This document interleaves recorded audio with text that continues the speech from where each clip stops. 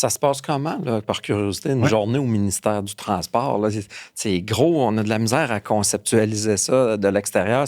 C'est quoi les sujets? Y a-t-il un comité de direction? Y a-t-il le ministre ou ministre, les gens responsables comme vous qui doivent faire de la gestion au travers de ça? Mais ça se passe comment, en gros? Là? D'abord, ce qu'il faut comprendre, c'est qu'au niveau politique, là, la machine est capable de vivre sans nous autres, mais nous, on donne les orientations. OK.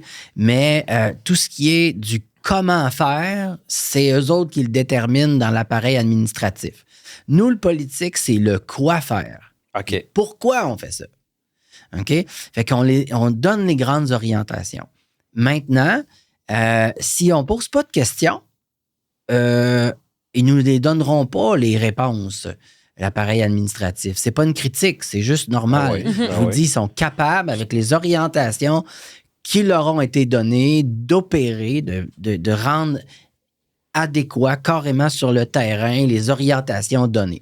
Si on leur dit qu'on investit davantage en pourcentage sur les routes que sur les trains, que sur le transport maritime, ben c'est ça qu'ils vont faire.